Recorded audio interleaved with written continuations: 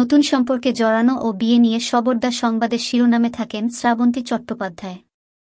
এ পর্যন্ত 4 বার বিয়ে করেছেন এই অভিনেত্রী। তবে সেসব টেকেনি, বর্তমানে ছেলে ঝিনুককে নিয়ে একাই তার সংসার।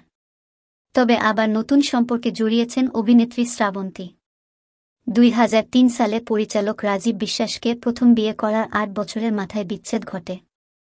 এরপর 2 বছর প্রেমের পর 2017 সালে বিয়ে করেন মডেল কৃষেন ব্রজকে। 2019 সালের জানুয়ারিতে সেই সংসারও ভেঙে যায়। ওই বছরই জিম ট্রেনার রোশন সিংকে বিয়ে করেন।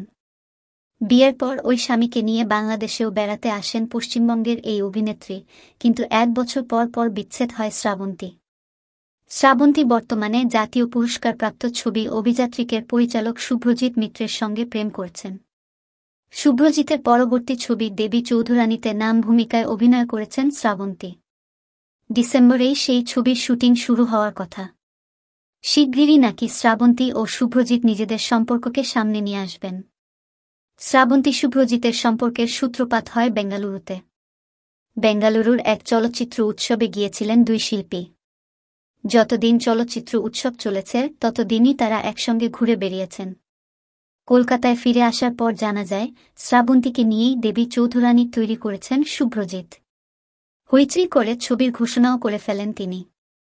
শ্রাবন্তীর বিপরীতে নায়কের ভূমিকায় আছেন প্রসেনজিৎ চট্টোপাধ্যায়। গত বছর ব্যবসায়ী অভিরূপ নাগ চৌধুরীর সঙ্গে শ্রাবন্তীর প্রেমের গুঞ্জন উঠেছিল। একসঙ্গে মালদ্বীপে ঘুরতে যাওয়া, হীরের আংটি উপহার দেওয়া সহ বেশ কিছু বিষয়ে সংবাদ শিরোনামে উঠে আসেন শ্রাবন্তী। অবশ্য সেই সময় শ্রাবন্তী জানিয়েছিলেন, অভিরূপের সঙ্গে তিনি প্রেম করছেন না, বরং তারা বিশেষ বন্ধু। অভিরূপ সবসময় তার পাশে থাকেন। শুধু তাই নয়, অভিরূপের ভালো দিক সম্পর্কেও জানান শ্রাবন্তী।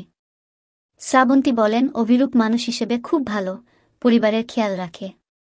বন্ধু হিসেবেও এমন একজন, যার কাছে মনের কথা খুলে বলা যায়। সাক্ষাৎকারে অভিরূপের কোনো বিষয়টি খারাপ লাগে সেটাও জানান শ্রাবন্তী। জিম করতে বললেও করে না, যেটা আমার খারাপ লাগে। সেই সম্পর্ক কতদূর এগিয়েছে এই বিষয়ে পরে আর কিছু শোনা যায়নি।